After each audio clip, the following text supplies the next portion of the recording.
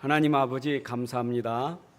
좀 명절 지나고 또 이렇게 우리 가족들이 함께 모여서 예배드리게 하시니 감사합니다. 오늘도 예배 속에서 하나님이 최고의 영광을 받으시고 우리에게 큰 은혜 주시는 축복의 시간, 응답의 시간이 되게 하여 주옵소서. 악하고 더러운 영들이 우리 생각 마음 흔들지 못하도록 성령이 이 시간 붙잡고 인도하여 주옵소서. 말씀에 집중하여 말씀을 우리가 치유되고 힘을 얻는 귀한 시간 되게 하여 주옵소서. 또 새로운 도전이 또 새로운 창조의 시작이 되어지는 축복의 시간이 되게 하여 주옵소서. 주 예수 그리스도의 이름으로 기도합나이다. 아멘. 할렐루야. 반갑습니다. 명절 잘 지냈습니까? 네.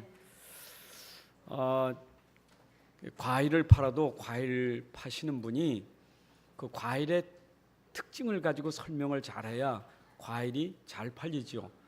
어떤 때는 겉모양은 볼품없어도 이 과일은 참 맛있습니다. 모양은 이래도 빛깔은 이래도 맛이 진짜 있습니다 하면은 사는 사람이 맛 때문에 사잖아요. 하기야 이왕에 꽃도 이쁘고 속도 이뻐야 되지만 중요한 건 내용이잖아요. 모든 것은 다 특징이 있고 그 안에 중요한 포인트가 다 있어요. 그 포인트를 놓치면 안 되는 거죠. 제가 원래 그림을 잘 못 그리거든요. 근데 우리 손자가 자꾸 그림을 요구해. 글 가지고 뭐 연필 가져와서 할아버지 악어 좀 그리라, 상어 좀 그리라면 난 아직 그림 못 그리거든. 내 그림만 그리면 사이가 웃어 죽겠다는 거예요. 근데 난 그림을 그릴 때 그림 그리면 이 손자가 딱딱 맞춰요. 왜 맞추느냐 그랬더니 그게 특징이 있거든요. 악어 못 그리는데 악어 그려놓고 딱 입 벌려놓고 이빨만 길게 나오면 되거든요. 그러면 그 악어요. 그러니까 모든 게 특징이 있어요. 제가 어디 가서 한 사람 만나고 오면 그 사람이 전화할 땐 모르잖아요. 그럼 전화로 그렇습니다. 저요 머리 하얀 사람이었습니다. 그러면 그래요. 이게 제 특징을 아는 거예요. 우리가 성경에도 우리에게 말씀하는 특징이 있어요. 중요하게 강조하는 게 있어요. 그 강조점 특징을 놓치면 안 되는 거죠. 사람도 그 사람의 특징이 있고 그 있잖아요. 뭔가 그 캐릭터가 있는 거예요. 그게 빠지면 안 되는 거예요. 나에게도 나에게 특징이 있는 거예요. 그거 빠지면 안 되는 거예요. 누구한테 내가 설명해 나의 특징이 있단 말이에요. 그걸 내가 보여주고 말해줄 수 있어야 돼요. 물론 우리가 겉으로도 그렇지만 우리 안에도 가지고 있는 뭔가 있어야 되는 거예요. 어쩌면 그거 잘 이해 못하면 그거 설명해서 강조를 많이 하는 거예요. 그렇잖아요? 학교에서 우리 아이들이 공부할 때 중요한 부분은 선생님이 어떻게 합니까? 강조를 하잖아요. 강조하면서 밑줄을 그려하잖아요. 밑줄 치라고. 왜? 중요하니까. 다른 것도 중요하지만 이것은 잊어버리면 안 돼. 꼭 기억해야 돼. 그래서 강조하고 밑줄을 긋고 그걸 외우라고 그거 시험 볼 거요. 이번 시험 볼 내용이 그거요. 자꾸 강조하는 것은 그건 꼭 기억하라고 하는 얘기잖아요. 근데 그걸 모른다 그러면 모르는데 지나 또 가진 않잖아요. 이게 진로가 나가는 게 아니에요. 진보되는 게 아니잖아요. 그걸 알고 그 다음에 얘기해야 되지. 그것도 잘 모르는데 자꾸 하면 안 되잖아요. 그걸 알게 만들어야 되지. 그잖아요. 아니 어릴 때 아이가 말이요. 구구단을 알았는데 구구단 모르는데 거기다 자꾸 딴 거 어려운 자꾸 수학이 점점 어려운 걸 말하면 그 다음 거는 아예 포기하는 거 아니겠어요? 그러니까 그거 가르치기는 이걸 다시 반복하면서 자꾸 복습시켜야 되는 거죠. 알게 해야 되니까. 하나님 말씀도 똑같아요. 여러분 말씀에서 가장 중요한 게 뭐겠어요? 강조하는 게 뭐겠어요?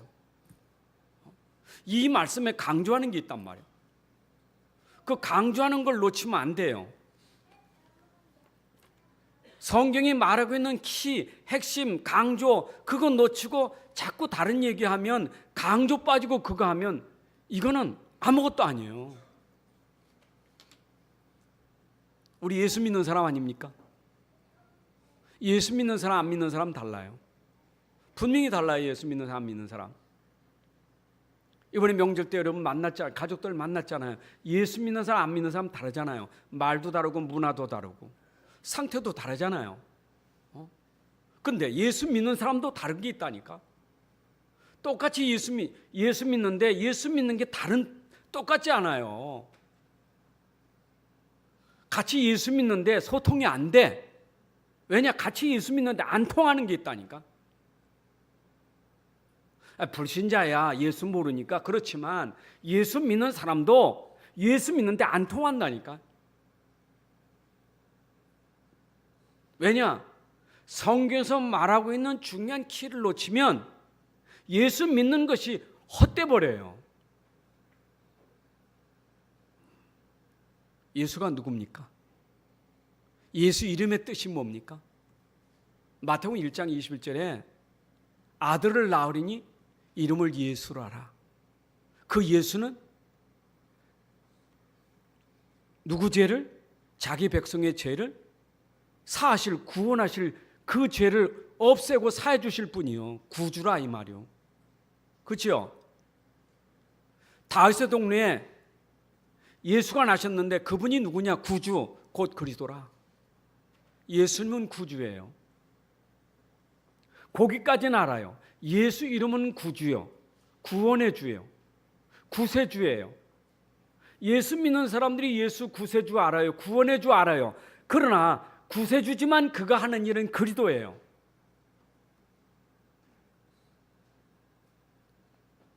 우리가 예수 믿으면서 예수님 제대로 알고 그분이 하신 일을 제대로 알아야 되기 때문에, 그래서 성경에 강조하는 것은 예수님이 하신 일을 우리가 증거하고 있는 거예요.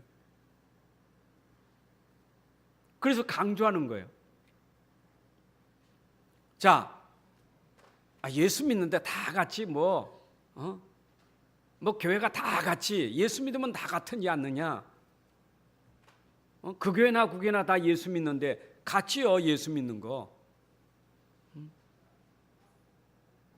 같지만 강조는 다르다니까. 예수 믿는데 어떤 사람은 강조하는 게 율법을 강조하기도 하고, 어떤 사람은 신비를 강조하기도 하고, 어떤 사람은 열심을 강조하기도 하고. 예수 믿는데, 그러니까 예수 믿는데 보니까 어떤 사람은 율법을 강조하는 교회에서는 예수 믿으면서 율법주의자가 되고, 신비를 강조하는 데서는 예수를 믿고 신비주의자가 되고, 예수 믿는 어떤 데서는 열심을 강조하니 그 사람은 종교에 열심이 있고. 나쁜 건 아니에요. 나쁜 건 아니지만 그게 근본은 아니에요. 여러분, 율법주의 가지고 신비주의 가지고 열심주의 가지고 우리 인생의 문제가 해결되겠어요? 인생이 가진 문제 해결할 수 있습니까? 절대 해결 못해요. 그래서 오늘날 예수 믿고도 무너지는 사람, 예수 믿는 교회가 무너지는 교회, 예수 믿는데 핍박받으면 다 무너져 버려요. 추풍낙엽처럼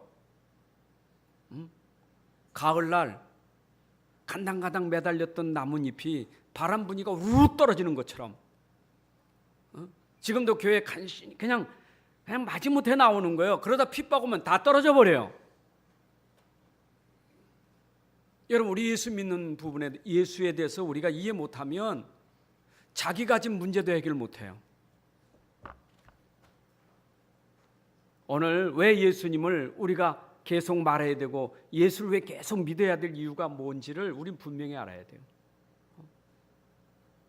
교회는요, 예수 믿는 거 강조해야 돼요.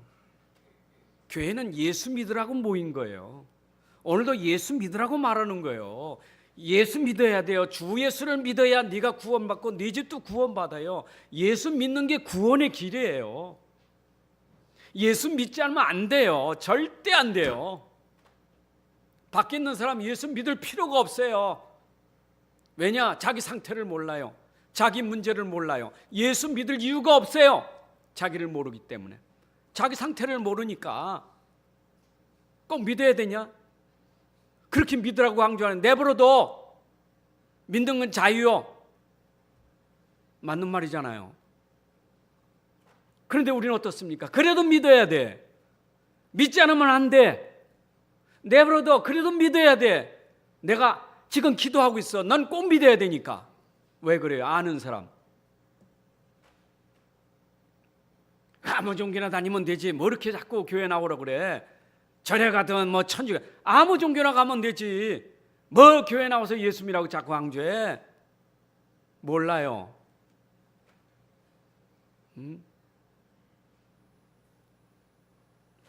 제가 서론에 이렇게 강조하는 이유는 현장에서 봤잖아요.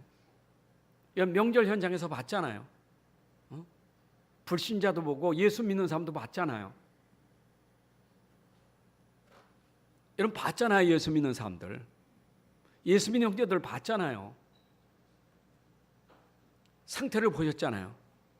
예수 믿는데 그 상태를 보셨잖아요. 하나님이 이 땅에 예수를 보내신 것은 우리가 가지고 있는 가장 중요한 근본, 이 근본의 영적 문제예요. 육신 메시지 말고요.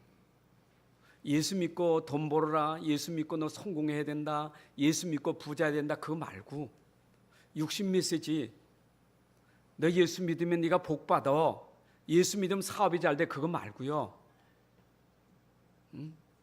그런 육신 메시지 말고요. 육신 가지고 영적인 문제 해결하는 게 아니에요. 너 열심히 하면 돼, 열심히 하면 복 받아, 열심히 하면 사업 잘 돼, 열심히 하면 돼. 육신 메시지. 우리 영적 상태가 열심히 해서 되는 게 아니에요. 우린 열심이 아니라 믿음이에요. 그 믿음이 예수 믿는 믿음이에요. 예수님만이 우리가 가지고 있는 가장 근본 영적 문제, 이 영적 문제, 절대적인 문제, 이거는 예수가 아니면 절대 해결할 수 없는 문제. 석가분이 훌륭하지만 절대 해결하지 못하고, 공자 훌륭하지만 해결하지 못해요. 이 세상에 훌륭한 왕들 많고 대통령 많았지만 절대 해결할 수 없는 절대 문제, 그 문제가 바로 죄, 저주, 재앙이에요. 예수 믿는데 망해. 난 열심히 예수 믿는데 왜 망하냐고요. 예수 믿는데 되는 게 없어. 예수 믿는데 나만 안 되게 후대까지 안 돼. 계속 다 무너져 버려요. 너무 힘들어 예수 믿는 게. 예수 믿는 나도 힘들고, 예수 믿는 거 억지로 믿는 거예요. 우리 예수 믿는 거 그런 거 아니잖아요. 그러니까 그런 사람들도 자꾸 격려하고 권면하는 얘기 뭡니까? 열심히 기도해야 돼, 열심히 예배드려야 돼, 열심히 해야 돼, 열심히 봉사해야 돼.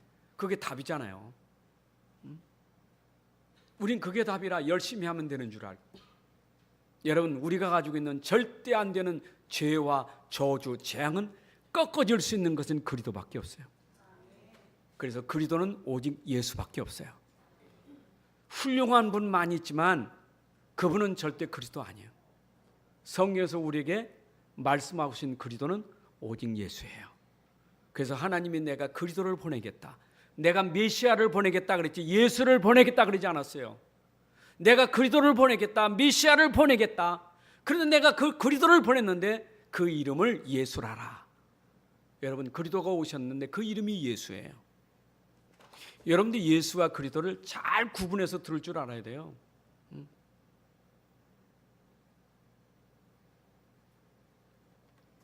저번에 1월 첫째 주 우리 중직자 메시지가 오산 다민족교회에서 있었는데, 이정근 장로님이 고백하더라고. 내가 예수 잘 모를 때 예수는 성이고 그리스도가 이름인 줄 알았다고. 근데 자기가 얼마나 창피한지 이 말은 못하겠는데, 가만히 보니까 얼마나 많은 사람들이 그런지 아주 위안이 됐다고. 근데 내가 말해서 나도 그랬어요, 그렇게 말할 수 있어. 나도 그랬어요. 나도 예수가 성이고 그리스도는 이름인 줄 알았어요. 정확하게 예수는 그리스도다. 예수가 하신 일은 그리스도요. 이거를 제대로 못 들은 거예요. 여러분, 예수님이 그리스도가 되셨기 때문에 나와 여러분들이 가지고 있는 죄 문제가 꺾어진 줄로 믿습니다. 그렇죠? 예수가 그리스도 되시기 때문에 그는 왕이시라. 사단, 이 세상 왕 사단, 이 임금을 꺾으신 그리스도시에요. 여러분, 이 사단의 권세를 꺾지 못한 그는 우리가 빠져나올 수가 없어요. 예수님만 그리스도가 되셔서 이 땅의 바알세불, 그 사단 권세를 완전히 박살내신 거예요. 예수님만이 그리스도예요. 누가 죽음 권세, 누가 사망 권세, 누가 지옥 권세를 이길 수 있겠어요? 누가 지옥 가는 일을 막을 수 있겠어요? 아무도 못 막아. 천주교 교리처럼 지옥 간다는 건 좀 그러니까 연옥 가서 대기하고 있는데, 산 사람들이 연옥 가 있는 사람들 가서 미사 드려주면, 그 연보하고 미사 드려주면 한 계단 한 계단 올라가서 연옥에서 빠져나온다. 여러분, 성경에 무슨 연옥이 있어요? 성경은 지옥 천국밖에 없어요. 우리 가는 길이. 근데 지옥문을 완전히 못 가게 막을 수 있는 것은 그리스도밖에 없어요. 그래서 그리스도만이 지옥 가는 길을 막는 선지자셔요. 믿습니까? 이게 우리의 근본이에요. 자, 보세요. 근본이 안 되니까, 영적 문제 근본이 안 되니까 그 문화가 너무 힘들어서 만들어진 문화가 영적 문화인데, 여러분, 세상 사람들은 그걸 전통 문화라고, 그게 민속 문화라고 말하지만 영적으로 말하면 그게 뭐냐? 영적 문화인데 흑암 문화요, 귀신 문화요, 사탄 문화요. 전통 문화죠. 조상 숭배하는 거, 굿하는 거 전통 문화죠. 점술 전통 문화요. 저 신풍동에, 그죠? 여기 서문 가는 게 신풍동에 보게 되면 문화의 거리가 있어요. 문화의 거리. 문화의 거리에 전부 무속인들, 점쟁이 거기다 다 모아놨잖아요. 그 문화의 거리요.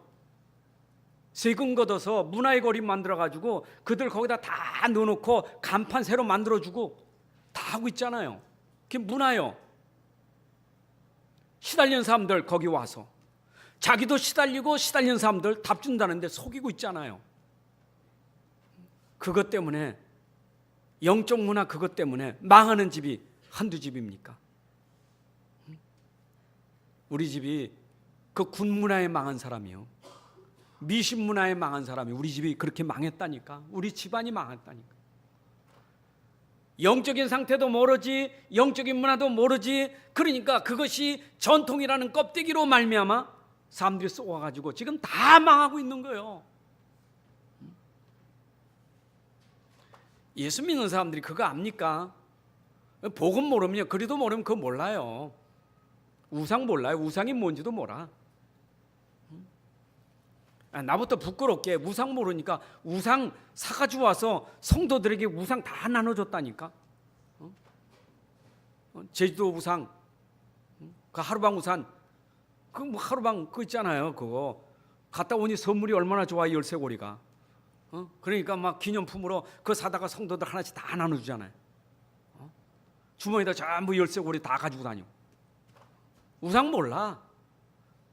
나는 그랬는데 딴 사람들은 알겠죠. 내가 모르니까. 난 몰랐어요. 너무 무지해서. 이집트 가니까 코브라 우상 만들어가지고 완달라 하는 거. 그 뭐 성주셀레 갔다 오면서 그 성도들에게 선물해 줘야 될 거 아니요.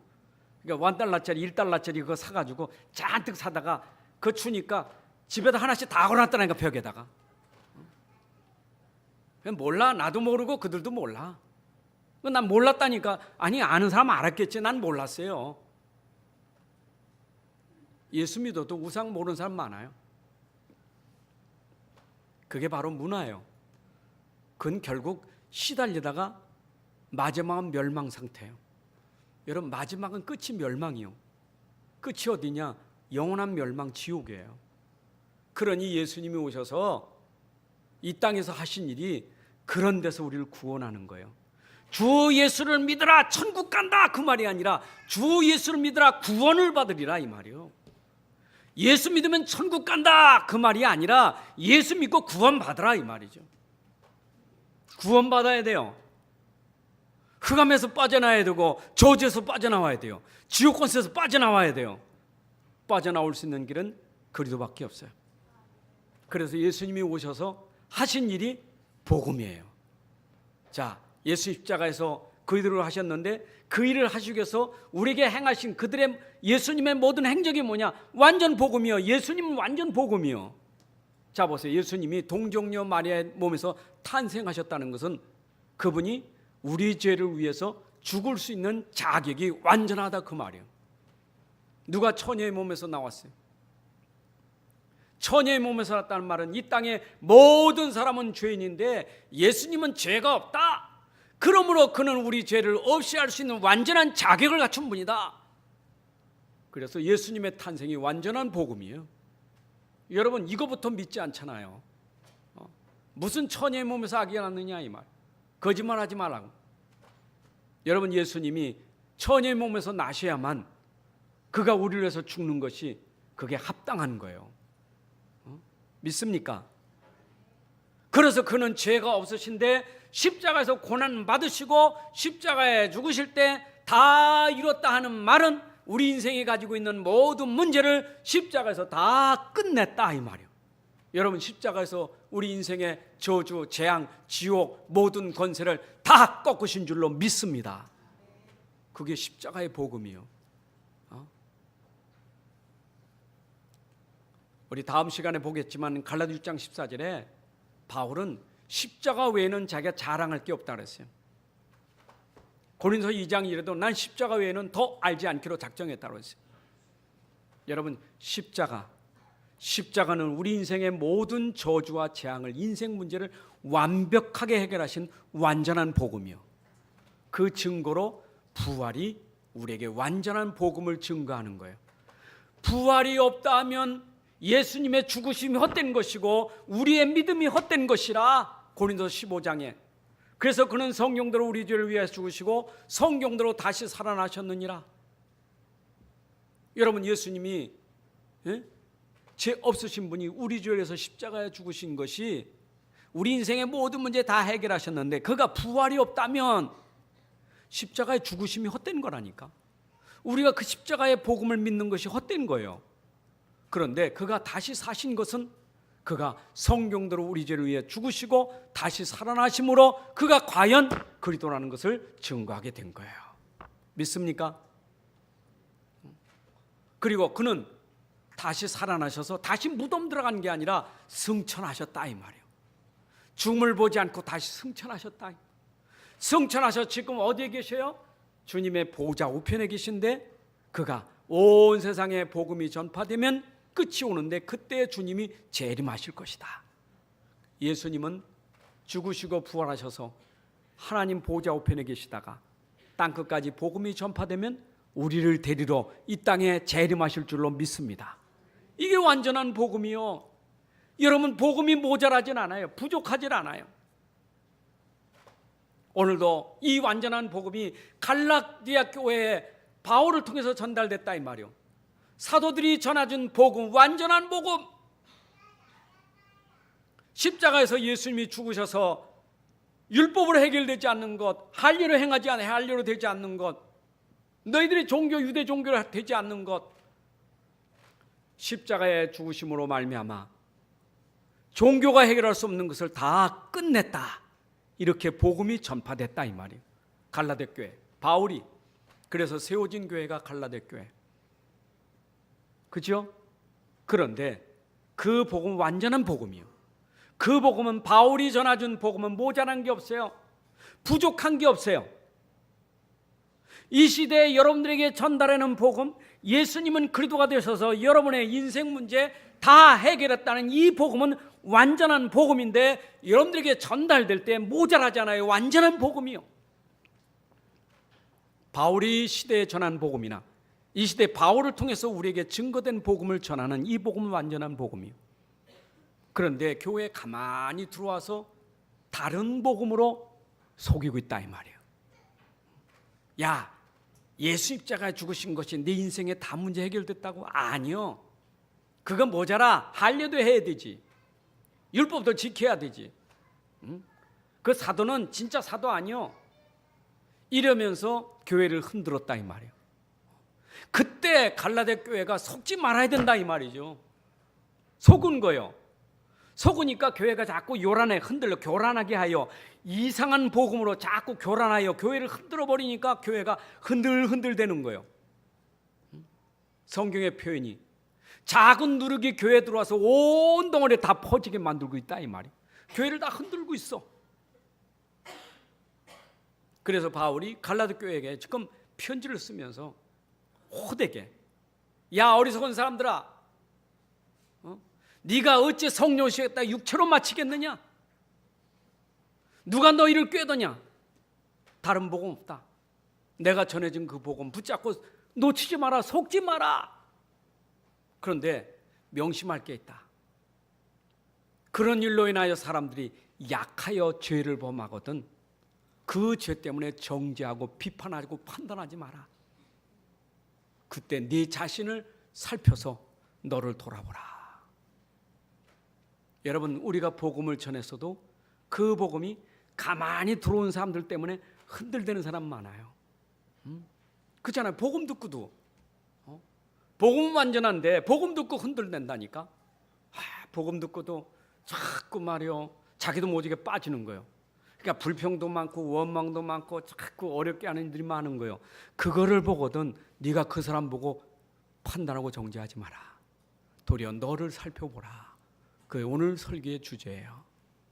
여러분, 교회 안에 복음 듣고도 아직 그 복음이 완전한 복음이 아직 내게 완전한 복음, 완전한 믿음이 안 돼서 흔들대는 사람이 많은데 그들을 보고 비판하는 게 너를 살펴 니들 완전한 복음인지 너를 점검하라 그 말이에요. 아멘입니까? 여러분, 고린도후서 13장 5절에도 바울이 그런 말씀을 했죠. 고린도 교회가 얼마나 어려웠습니까? 바울이 고린도 교회가 막 분쟁이 있고 난리 났잖아요. 그럴 때 편지 두 번째 쓴 편지가 뭐냐? 내가 너희들에게 책망했지만 눈물로 쓰는데 네 자신의 네가 진짜 믿음인가 네 자신을 시험하고 확증하라. 진짜 네가 믿음 있는가? 진짜 복음, 진짜 예수 믿는가? 너 진짜 예수 믿는 사람인지 네가 시험 쓰고 네 자신을 확증하고 너를 점검하라 이 말이에요. 여러분, 어려울 때마다 어려움 속에서 같이 빠지지 말고 내가 진짜 예수 믿는가? 진짜 난 복음인가? 이걸 점검하는 시간 되기를 바랍니다. 왜냐? 형제들아, 너희 자신을 살펴봐라. 너는 누구냐? 너는 신령한 사람이다. 신령한 너희, 그 말은 너희는 성령의 사람이다. 여러분, 우리는 다른 사람이요, 구별된 사람이요. 성령의 사람이라는 것은 성령이 있는 사람, 성령이 없는 사람 구별되어 있어요. 여러분, 똑같은 사람이지만 어떻게 구별됩니까? 저 사람 안에 성령이 있느냐 성령이 없느냐 구별되는 거예요. 여러분은 성령의 사람 맞죠?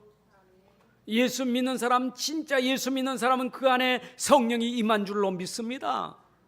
예수 믿는 사람 성령의 사람이요. 하나님 만난 사람이요. 내 안에 계신 성령은 완전한 하나님이요. 내 안에 계신 성령은 완전한 그리스도의 영이요. 하나님의 영이요. 그분이 나하고 함께 하시면 부족함이 없어요. 그는 나의 목자시라 내가 부족함이 없어요. 하나님이 나와 함께 하시면 부족함이 없어요.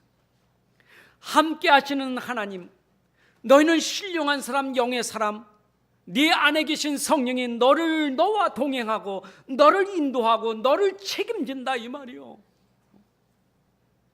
여러분, 우리 안에 계신 성령이 우리 인생을 책임집니다. 지금도 우리와 동행하십니다. 우리 인도하고 계십니다. 믿으시기 바랍니다. 열심히 하지 말고 믿으세요. 열심히 하지 말고 믿고 인도받으세요. 내 안에 계신 그분은 내가 연약하고 내가 능력이 없는 줄 알고 능력으로 오셔서 지금 능력으로 함께 계시고 능력으로 나를 인도하시기 때문에 믿고 따라가기만 하면 돼요. 그게 신앙생활이에요.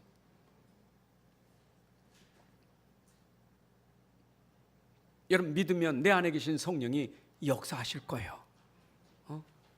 믿고 기도하고 이런 믿고 주를 바라보면 그분이 역사하셔요.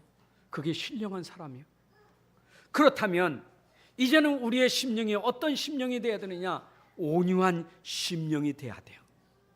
여러분 속에 예수님 계신 거 맞죠? 여러분 안에 예수님 계신 거 맞죠? 그분이 성령으로 내 안에 계신 거 맞죠? 자, 예수님 어떤 분인가 보세요.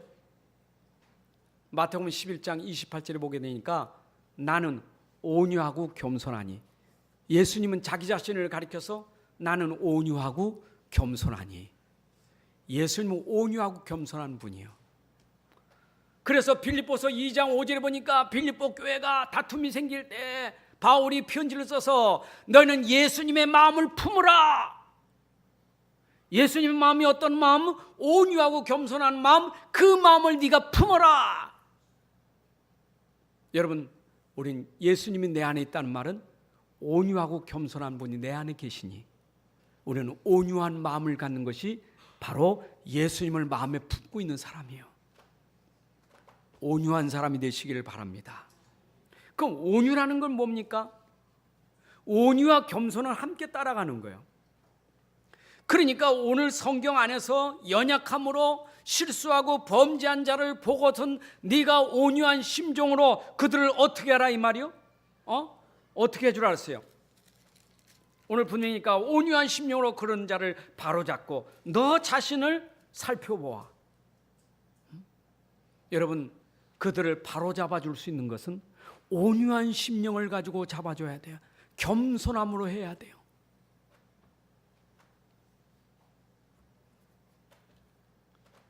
여러분, 우리도 연약하여 실수하고 범죄할 수 있잖아요. 그걸 여러분 자신이 인정하는 것이 겸손한 사람이에요. 나 자신도 그럴 수 있다 이 말이에요.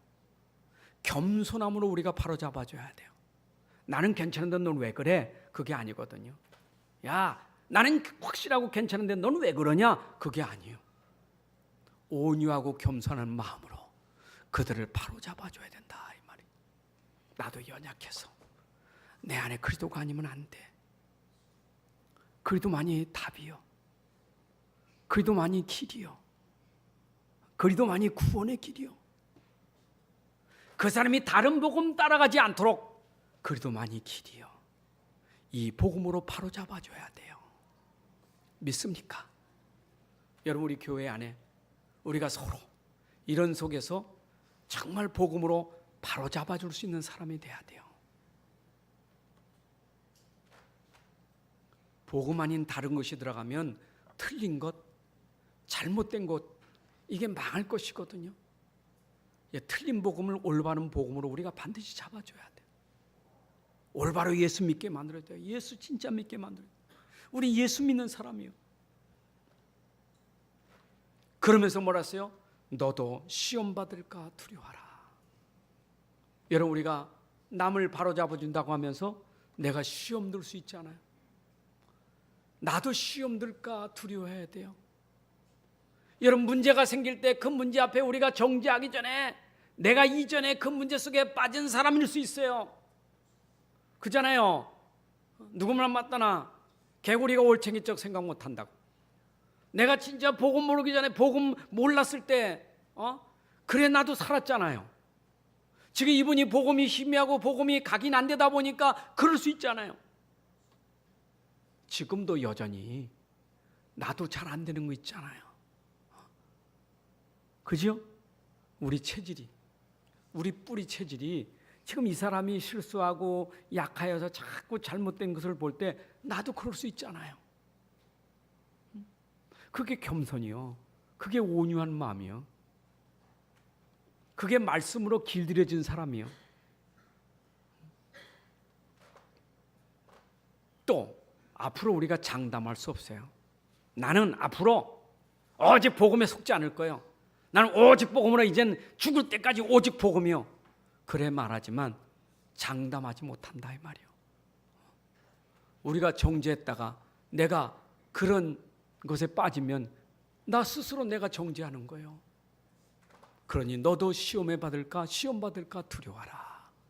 그런 마음으로 우리가 형제를 돌아봐야 된다 이 말이에요. 너 자신을 살펴보고 형제를 바르게 하라.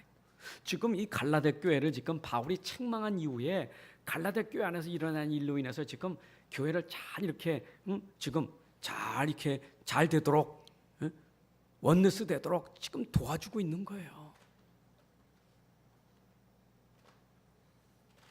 그래서 우리 한자 성어에도 사자성어에 그런 게 있죠. 타산지석이라고. 다른 산에서 굴러온 돌을 가지고 내게 있는 옥을 잘 갈아 쓸 때 타산지석이라고 말하잖아요. 그 돌로 잘 갈면 옥이 더 빛나잖아요. 어쩌면 다른 사람이 그렇게 어려움당하는 것을 보고 내 자신을 살펴보면 그것이 도리어 타산지석이 돼서 내가 더 바르게 될 수 있잖아요.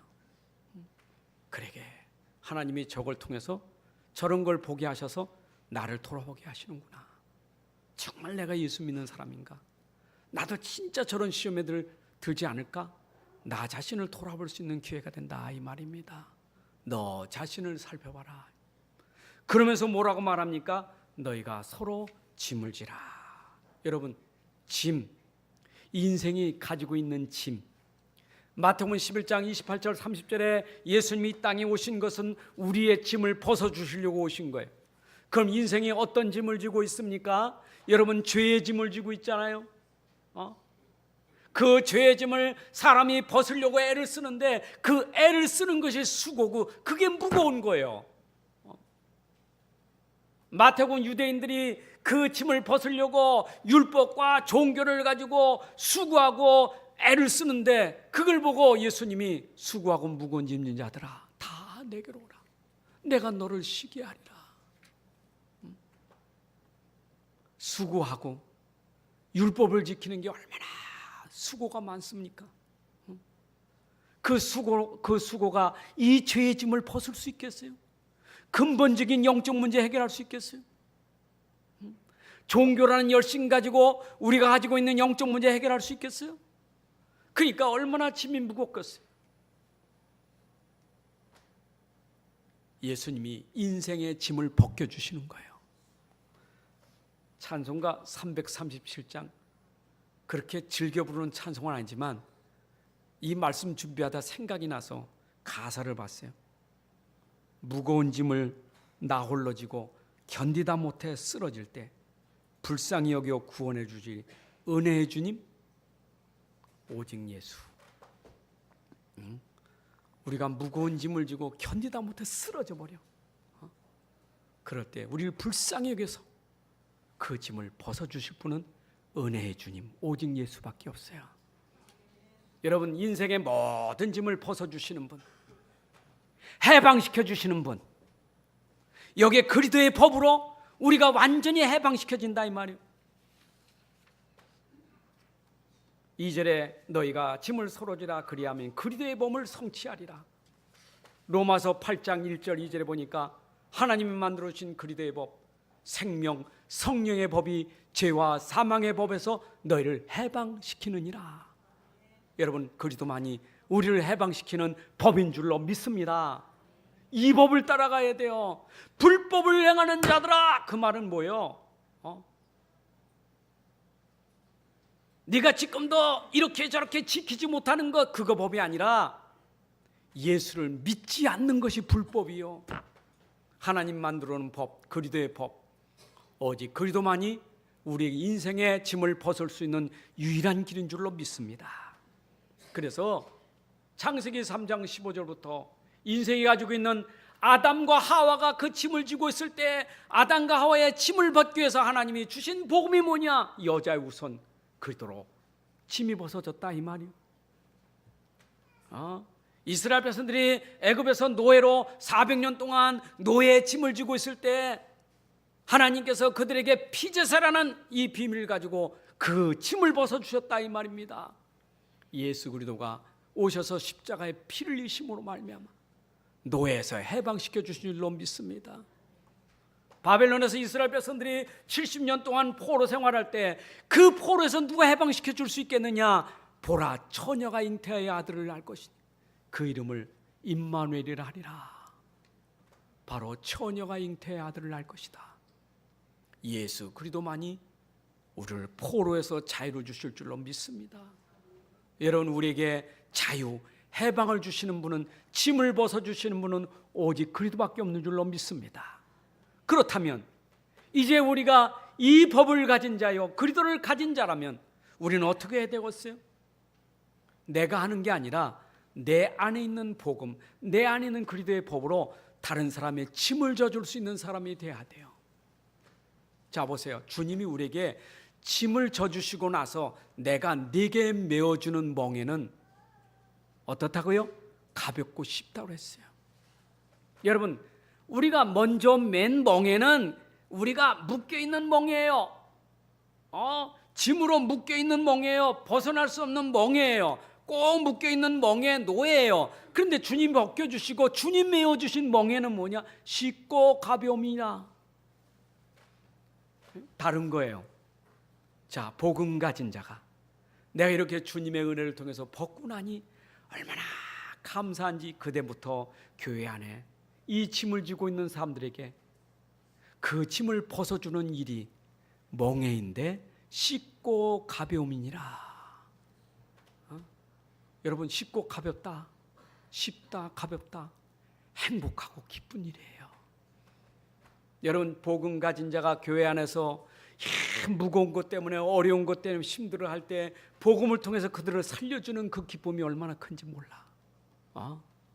그게 우리의 헌신이에요. 자, 그러면서 이제 각각 자기의 일과 자기의 짐을 질 것인데 각각 자기의 일을 살펴야 돼요. 여러분, 우리 이제 내가 해야 될 일이 무엇인지를 알아야 돼요. 내가 진짜 복음 모를 때는 내가 내일을 몰랐어요. 나도 모르고 내일도 몰라. 그러니까 나는 나고 내일은 내일이요. 그런데 내가 복음 가지고 나니까 나가 아니라 하나님이 만드신 나요. 이젠 내가 나의 일이 아니라 하나님이 내게 주신 일이요. 여러분들, 오늘도 하나님이 나를 만드시고 나에게 하나님이 일을 주셨다 이 말입니다. 하나님이 나에게 주신 나의 일을 오늘 감당해야 될 줄로 믿습니다. 나의 일이 뭡니까? 이제는 나의 일은 살리는 일이요, 나의 일은 저들을 살리는 일이요, 저들에게 힘주는 일이요, 저들에게 짐을 벗겨주는 일이요. 정죄하기 전에, 저 사람 못됐다고 정죄하기 전에 내 일은 뭐냐? 정죄하지 말고 그 사람을 살리는 일이 되라 이 말입니다. 비난하지 말고 그 사람을 살려라 이 말입니다. 그게 나의 일이요. 내가 나의 일을 놓치면 자꾸 더 어렵게 만드는데, 내 일을 찾으면 하나님이 나에게 주신 일이 나를 통해서 그를 살려내는 일이요, 그게 내게 주신 현장에서 내가 할 일이요. 믿습니까? 여러분, 그래서 우리가 자랑할 것이 있어도 자기에게만 있는 것이 그 남에게 있는 거 아니에요. 절대로 우리가 뭔 일하고 자랑하지 마세요. 자랑은 가만히 보니까 내 자랑이지 저 사람하고는 아무 상관없어. 그렇죠? 내가 아침에도 이거 생각하다가, 그래, 어디 가서 손자 자랑하면 그건 내 자랑이지 남이 내 손자 뭔 상관이 있어? 지 새끼 누구 안 이쁜가? 나도 다 이뻐. 네 손자면 이뻐. 나도 이뻐. 아니, 목사님들이 손주를 두니까 핸드폰에다 전부 가져와서 나만 넘기는 거 보니까 손자 두 분은 다 넘기고 있어. 내가 보여주니까 저도 보여주고 다 보여줘. 가만히 보니까 내 자랑이, 내 손주 자랑이야. 그러니까 내 거는 대충 보고 내 손주 거 많이 보지. 결국 내 자랑이지. 여러분, 자랑하면 전부 내 자랑이요. 그 사람은 상관없어요. 주의 일하고 자랑하지 말고 우리는 그 일로 하나님 앞에 영광 돌려야 돼요. 그 일에 여러분들이 감사하셔야 돼요. 그러면서 자기의 짐을 질 것이라. 여러분, 하나님이 내게 주신 짐이 있으니 그 짐만 지면 돼요. 여러분에게 맡기는 짐이 있어요. 그게 여러분들 직분이고 여러분들 직무요. 어쩌면 집에서도 내게 주신 직무가 있단 말이요. 내가 아내의 일이 있고 남편의 일이 있고 부모의 일이 있고 자식의 일이 있는 것처럼 교회에 오니까 목사 일 있고 중직자 일 있고 렘넌트 일 있고 사역자 일이 있잖아요. 각자 자기의 일을 통해서 자기 짐을 지고 가야 돼요. 여러분, 짐은 나눌수록 가벼운 거예요. 내 집 내가 지지 않으면 남에게 짐 지우잖아요. 그렇잖아요. 내 짐도 내가 져야 되지만 남 짐도 져줄 수 있을 만큼 힘이 있어야 되지. 그렇잖아요. 집에서도 말이요. 아내가 아내 일을 못하면 남편이 아내 일을 해야 되고, 남편이 남편 일 못하면 아내가 남편 일도 해야 돼. 아내 일도 하고 남편 일도 하니까 얼마나 힘들어. 요즘에 젊은 사람들이 아기를 안 낳는 게 뭐냐? 아기 낳고 아기는 남자고 같이 낳는데, 나도 일 다니고 아기도 내가 키워야 되고 남편은 가니까 아기만 낳지. 오면 리모컨 가지고 TV만 보고 앉아있고 성질 나는 거야. 그러니까 나 안 낳아. 그 짐을 지워주는 거예요. 여러분, 진짜 내가 할 일도 하지만 우리의 짐을 같이 나눌 수 있어야 돼. 교회도 마찬가지야. 짐을 나눌 수 있어야 돼. 목사와 함께 짐을 같이 나누고 중직자와 함께 짐을 같이 나누고. 아멘입니까? 일하는 사람들과 같이 짐을 나눠야 그 짐이 가벼운 것이지. 안 그래요? 짐을 잔뜩 지워놓고, 그렇지 않아도 힘든데 짐을 잔뜩 지워놓고 나는 가만히 있으면 그렇잖아요. 여러분들의 그 짐이 사명이요. 어쩌면 그게 천명이고 사명이요. 그런데 고린도서 15장 58절 보니까 여러분들이 그 짐으로 수고한 것을 하나님은 헛되지 않게 하실 것이다. 여러분들이 짐지고 수고한 거 하나님이 다 보상해 주실 줄로 믿습니다. 하기야 보상받아서 사는 게 아니고 당연한 일이라 이 말. 그렇다면 내가 이제 나 현장에서 내가 평생 붙잡고 가야 될 언약이 뭐냐? 여러분들, 내가 해야 될 가장 중요한 가치, 이것 말고 나머지 다 배설물이요. 그게 뭐겠어요? 오직 복음 붙잡아야 돼. 정말 오직 복음 붙잡. 이게 하나님 주신 나에게 주신 언약이요. 이거 붙잡으라는 거예요. 내가 내게 약속한 것은 그리도여, 이거 붙잡으라 이 말이요. 내가 해야 될 나의 기도는 뭐냐? 붙잡고 그걸 붙잡고 누리는 게 기도예요. 그럼 네가 붙잡고 뭐 해야 되느냐? 현장에서 그걸 말하는 증인되라 이 말이요. 나의 복음, 나의 기도, 나의 증거. 여러분이 평생 현장에서 정말 거리도 붙잡고 그걸 누리고 그걸 말할 수 있는 삶이 되시기를 바랍니다. 그거면 다요. 그거면 다요. 저는 생각할 때 그래, 하나님 이 그리스도의 복음이 완전한데 이 복음을 내가 누리는 것이 당연하고 필연적이고 절대적인 게 아니냐. 속지 말아야 되는데 복음 놓치고 누리지 못하는 게 속는 게 아니냐. 기도를 안 하니까. 기도하는 것은 복음 붙잡고 이걸 누리는 시간이 기도인데, 이걸 말해주는 게 전도인데, 내가 누리고 있는 복음이 보여주고 말해주는 게 전도고 그게 내 일생인데, 그거면 전부지, 그거면 다지. 안 그래요? 그래서 말씀과 기도와 전도는 하나님 우리 계신 신앙생활의 가장 중요한 요소의 언약 아닙니까? 여러분, 오늘 말씀을 잘 붙잡읍시다. 우리 현장의 문제는 다른 문제가 아니고 근본의 문제. 이거는 인생이 다 가지고 있는 당연한 문제, 필연적인 절대적인 문제, 아무도 해결할 수 없는 문제. 이 문제 해결하는 길은 오직 답이 하나밖에 없는데 그리도 한 분이면 충분해요. 그래서 우리가 강조하는 것은 예수 그리스도는 충분하고 완전하다. 이게 복음이에요. 여러분들에게 기쁜 소식이 전달됩니다. 여러분이 믿는 예수는 완전한 분입니다. 그분을 믿으면 됩니다. 그분 안에 다 있습니다. 예수로 기뻐하고 즐거워하십시오. 이게 답이요. 이거 말고 다른 거 없어요. 이것을 말하는 전도자예요. 현장에서 이것에 여러분들이 누리는 전도자예요. 그래요. 여러분 현장에 지금 문제 속에 답이 없어서 얼마나 고통당하는데 답을 가진 여러분들이 그 현장에서 증인되어야 되잖아요. 이게 답이라고. 이게 구원의 길이라고. 이게 행복이라고. 이게 감사라고. 이게 하나님의 은혜라고 말할 수 있는 증인돼야 돼요. 그게 하나님 우리에게 원하시는 뜻이요. 어디까지? 땅끝까지. 언제까지? 죽을 때까지.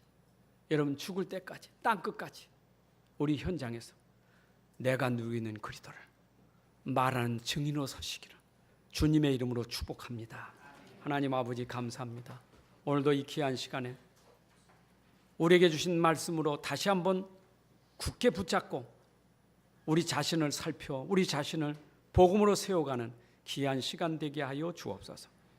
교회 안의 문제 때문에 문제 속에서 빠지지 않게 해주시고 문제 속에서 정죄하고 비판하고 비난하는 정죄자가 되지 않게 해주시고 그 문제 속에 내 자신을 살펴와 나를 돌아봐 나를 도리어 복음의 사람으로 예수의 사람으로 온전케 만들어가며 또 현장에서 내 일을 보며 나의 짐을 바로 알고 이들을 살려내고 저들을 도와줄 수 있는 전도자로 살게 하여 주옵소서. 주 예수 그리스도의 이름으로 기도합나이다. 아멘.